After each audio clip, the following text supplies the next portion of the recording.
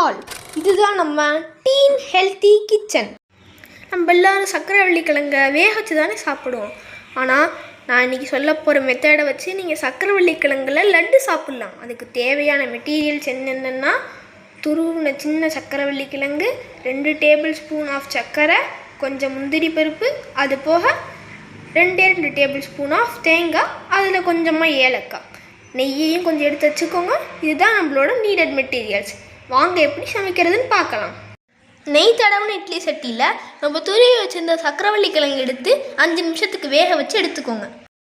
இந்த பதத்துக்கு வர அளவுக்கு வேக வச்சா நம்ம எடுத்து வச்சுருந்த நெய்யை இதில் ஊற்றிக்கலாம்.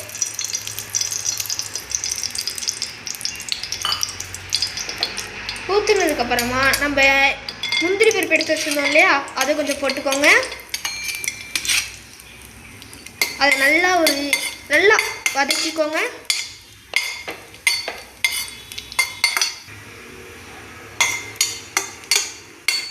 ஒரு 1 நிமிஷத்துக்கு வதக்குனதுக்கப்புறம் நம்ம எடுத்து வச்சிருந்த தேங்காய் துருவலை அதில் போட்டுக்கோங்க. இதுலேயே ஏலக்காயும் இருக்குது, கொஞ்சம் இதையும் சேர்த்து ஒரு 1 நிமிஷத்துக்கு வதக்கிக்கோங்க.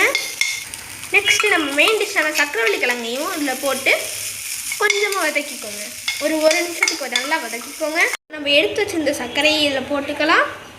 போட்டுட்டு நல்லா கிண்டிக்கோங்க. இப்போ இந்த நிலைமைக்கு வந்ததுக்கப்புறமா நம்ம ஆற விட்டு உருண்டை பிடிக்க வேண்டியதுதான். இப்போ வாங்க நம்ம உருண்டை பிடிக்கலாம்.